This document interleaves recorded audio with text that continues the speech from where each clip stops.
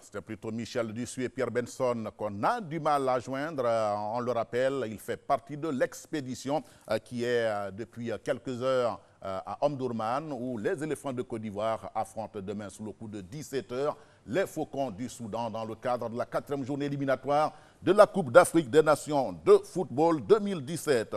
Alors, Monsieur le Président, on l'a dit, on vous garde encore un peu. Quelle idée avez-vous aujourd'hui du football ivoirien et surtout de l'équipe nationale de Côte d'Ivoire qui a gagné la CAN de 2015?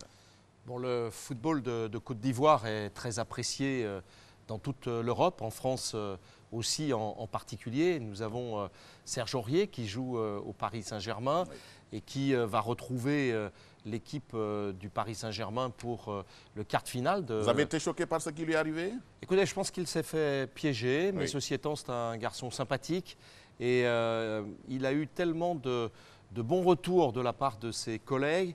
Je crois que Laurent Blanc lui a pardonné maintenant.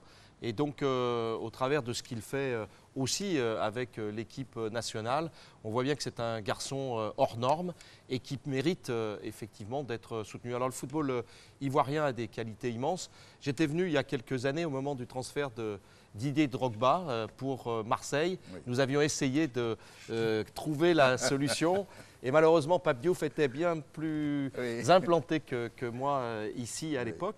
Et donc, voilà. Mais ceci étant, nous avons une opinion de bonne qualité. Nous voyons que ce qui a été fait contre le Soudan permet d'espérer un match retour positif aussi. Et je pense que la Côte d'Ivoire devrait se qualifier assez facilement pour la nouvelle Coupe d'Afrique qui se jouera, je crois, au Gabon. Au Gabon, bien sûr. Koulibaly? Oui, Lyon a montré ces dernières années, après avoir été un club à gros transferts, Lyon s'est tourné pratiquement vers la formation. Est-ce que c'est une politique voulue ou bien c'est un problème financier? Vous savez, il y a deux manières de voir les choses. Soit on est contraint de faire les choses sans avoir de prise sur les événements. L'autre solution, c'est au gré d'un certain nombre d'événements, eh bien, de devenir le meilleur. Et nous avons décidé de devenir le meilleur en Europe sur le plan de l'académie. Nous sommes pratiquement à égalité avec Barcelone, donc deuxième club européen. Et nous faisons en sorte de construire un deuxième centre de formation qui aura une particularité, c'est d'être mixte. Il y aura d'un côté les filles, de l'autre côté les garçons. Ce sera le premier centre de formation féminin aussi en France. Et donc, je dirais, on a joint l'utile à l'agréable. Nous avions l'obligation pour construire le stade d'avoir des performances en formation. Et nous avons fait en sorte d'avoir le meilleur et de pouvoir se développer. Je crois que la formation est indispensable pour le football, mais aussi pour l'informatique, qui est mon métier.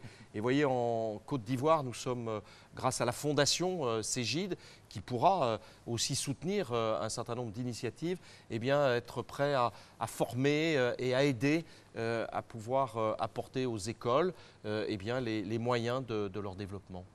Alors, Monsieur le Président, l'actualité la plus brûlante aujourd'hui, c'est bien sûr le fair play financier et la réforme de la Champions League. Quelle est votre opinion sur ces deux questions? Bon, alors vous savez que je participe en tant que membre de l'ECA, qui est l'European Club Association, au Financial Fair Play. Je dirige cette section. C'était nécessaire, c'était indispensable. Michel Platini a, ma foi, amené l'ECA, amené l'UEFA à cette réforme. Et c'est une chose qui doit être poursuivie dans le futur pour qu'il y ait plus d'équité, pour qu'il y ait moins de disproportion entre les meilleurs ou ceux qui investissent le plus et les moins dotés en matière de financement. Donc c'est une excellente chose et je pense que l'UEFA va, au travers de cette politique du Financial Fair Play, eh bien, arriver à eh bien, se redresser sur le plan de l'économie de tous les clubs de football. Voilà, Monsieur le Président, on va vous dire merci et très bon séjour à Abidjan. Il sera bon. J'allais ajouter. Et en tout cas, je serai supporter de la Côte d'Ivoire demain contre le Soudan. Voilà. Merci. Merci, Monsieur le Président. Merci. On l'appelait le prince d'Amsterdam, Till l'Espiègle ou encore El Salvador. L'international néerlandais Johan Cruyff s'est éteint jeudi dernier, Koulibaly Seydou. Et oui, je pense que c'est le monde du football qui perd l'un de ses plus beaux ambassadeurs. C'est celui qui a été l'inspirateur dans les années 70 avec l'Ajax d'Amsterdam et les Pays-Bas du football total. Ce fut un grand joueur, et le premier à avoir gagné le Ballon d'Or de France Football 3 fois, et il faut le signaler. Et le premier aussi avec son club, avoir remporté, l'Ajax, avoir remporté 3 Coupes d'Europe des vainqueurs, des champions de l'époque. Voilà, de suite. Donc je pense qu'il a laissé un palmarès quand même énorme, ces 48 sélections.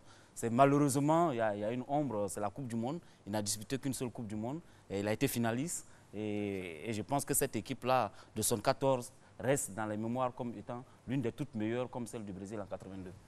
Avec une politique de formation exceptionnelle. Allez, on y va pour cet élément.